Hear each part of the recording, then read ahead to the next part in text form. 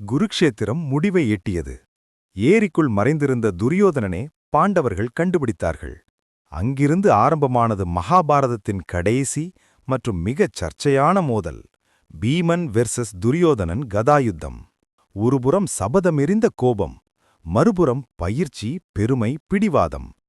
பலராமர் பார்த்த அந்த சண்டையில் கிருஷ்ணர் கொடுத்த ஒரு அமைதியான சைகை எல்லாத்தையும் மாற்றிவிட்டது. ஒரே ஒரு அடி, ஆனால் அந்த அடி ஒரு மனிதனை மட்டுமல்ல, ஒரு யுகத்தின் இருண்ட முடிவையும் குறித்தது. வாங்க, கதைக்குள் செல்லலாம். அவர்கள் யுத்தத்தை வென்றிருக்கலாம், ஆனா என்னை உடைந்தவனாக பார்க்கும் உரிமை இன்னும் யாருக்கும் கிடைக்கலை. அவன் இங்குதான் இருக்கான். இத்தனை ஆண்டுகளாய் எரிந்த என் சபதம் இன்றுதான் முடிவுக்கு வரப்போகுது. நீங்க எல்லாரும் மேல நின்றதாலே ஜெயித்துட்டீங்கன்னு நினைக்காதீங்க. இன்னும் நான் விழுந்துட்டேன்னு யாரும் சொல்ல முடியாது.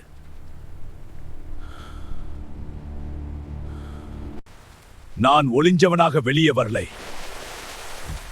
என் கடைசி யுத்தத்துக்காகத்தான் வெளியே வந்திருக்கேன்.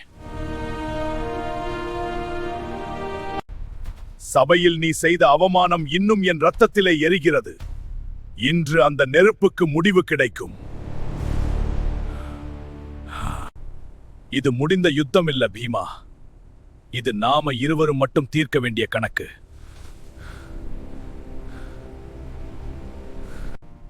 இன்னும் நீ விரும்பினால் இந்த இரவு வேறு விதமா முடிஞ்சிருக்கலாம்.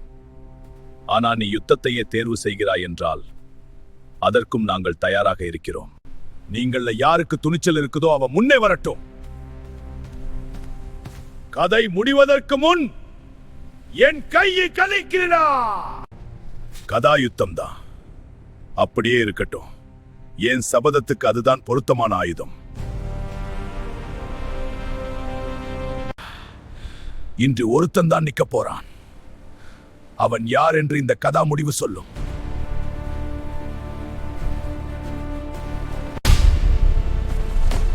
இது என் சபதத்தின் முதல் அடி.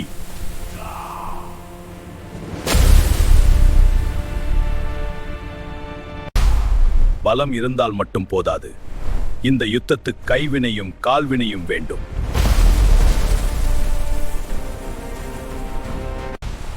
இதுதான் பயிற்சி. அடி நன்றாக விழுந்தது, அதனால் யுத்தம் முடிந்தது என்று நினைக்காதே. பலத்தில் அவன் முன்னிலையில் இருக்கிறான். ஆனா விதி இந்த யுத்தத்தை பலத்தால் மட்டும் முடிக்கவிடப் போவதில்லை.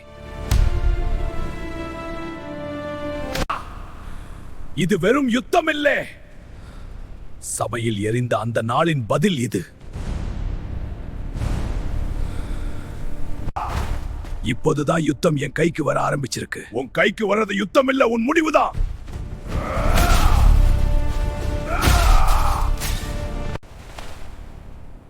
அவன் அசைவு மெதுவா இல்ல, மிக துல்லியமா இருக்கு. பீமாவின் பலம் பேராற்றல். ஆனா இந்த யுத்தம் பலத்துக்கு மட்டும் கீழ்ப்படியதில்லை.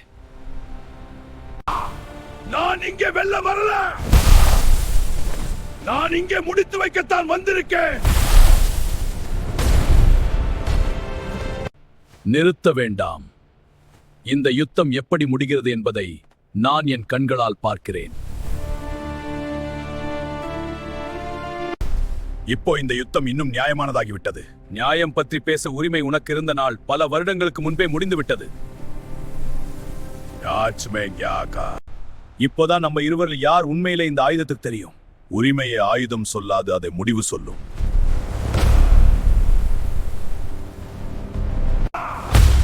இப்போ உணர்கிறாயா? இந்த யுத்தத்தில் வெறும் கோபம் மட்டும் போதாது. நான் இன்னும் தள்ளி வைக்கிற கோபம் எவ்வளவு பெரியதுன்னு உனக்கு தெரியாது. அதையெல்லாம் பலமாக்கி காட்டு. சத்தரா! ஒருவன் கோபத்தில் சண்டை போடுகிறான், மற்றொருவன் விதிப்படி சண்டை போடுகிறான். இப்படியே சென்றால் சண்டை நீளும். ஆனா விதி இன்றிரவு நீள வரவில்லை. இது இனிமேல் விதிப்படி ஓடும் சண்டை இல்ல. நான் இன்னும் விதியோடு தான் நிக்கிறேன். நீ தான் கோபத்தோட நழுவிக்கிட்டே இருக்கிற.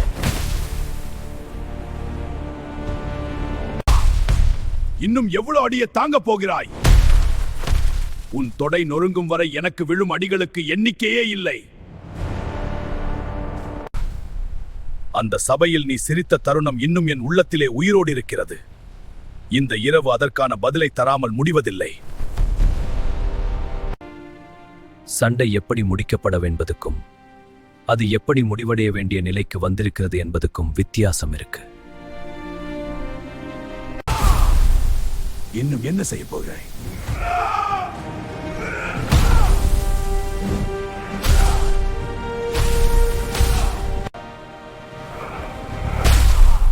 இனி இங்கே வெறும் ஆயுத திறமை பார்த்து முடிவு செய்ய முடியாது. இந்த இரவு வேறொரு நீதியை கோருகிறது. உன் கோபம் வேகமாய் எரிகிறது, ஆனா என் பயிற்சி மெதுவா வெல்லுது. நான் சத்தியம் செய்த நாளை மறந்ததில்லை. உன் அவமானத்துக்கு நான் தர வேண்டிய பதில் இன்னும் காத்திருக்கிறது. யுத்தம் யுத்தமாகவே முடிவடைய வேண்டும். சில யுத்தங்கள் ஆயுதத்தால் முடிவதில்லை, அவமானத்தின் சுமையால் முடிவடைகிறது.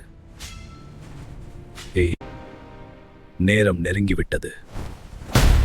இப்போ சொல்லப்படும் ஒரு சைகை இந்த முழு யுத்தத்தின் தீர்ப்பாக மாறும். இன்னும் சோர்வது நீதான். சோர்வது உடம்பு மட்டும்.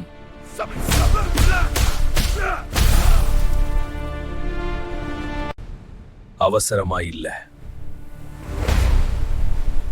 சரியான நொடியை தவிர வேற எதுவும் இங்கே வேலை செய்யாது. இன்னும் என்ன வேண்டும் இந்த முடிவுக்கு? நீ ஏற்கனவே தெரிந்ததை நினைவில் நிறுத்திக்கொள். நியாயம் சில நேரம் விதியை தாண்டி நிற்க வேண்டிய நேரம் வரும். அப்படி என்றால் இந்த இரவு அந்த நேரம்தான். இது விதிக்கு எதிரான அடி, ஆனா அவமானத்துக்கு நான் கொடுத்த சபதம் அதை விட பெரியது. இனி இந்த யுத்தம் வெறும் அடி வாங்கி கொடுக்கும் சண்டை இல்லை. இது நான் எடுத்த சபதம் உயிர் பெறும் நொடி. இப்போதான் உன் அடிகள் உடைந்து போகிற மாதிரி தெரிகிறது. உனக்கு தெரிஞ்சதெல்லாம் உண்மை இல்லை.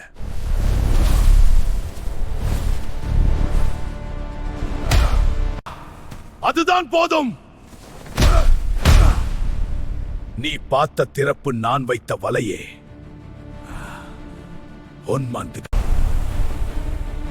இப்போ இது என்ன?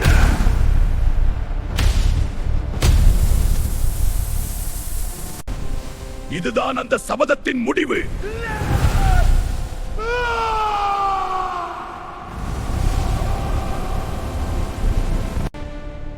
இந்த அடியை நான் பல ஆண்டுகளாக என் உள்ளத்திலே தாங்கி.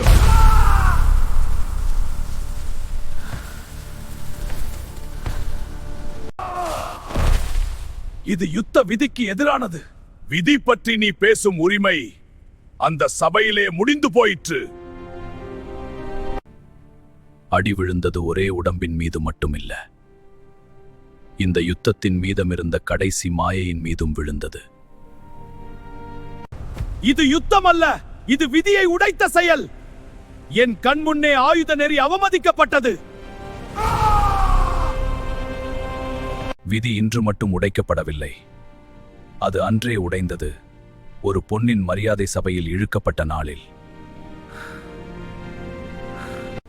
அநியாயம் நடந்த இடத்தை சொல்லி இன்னொரு அநியாயத்தை நீதி என்று சொல்ல முடியாது. சில தீர்ப்புகள் சுத்தமாக இருக்காது, ஆனா அவை தவிர்க்க முடியாதவையாக இருக்கும். நீ வென்றது என்ன இல்ல, விதியை உடைத்தொரு அடியத்தான்.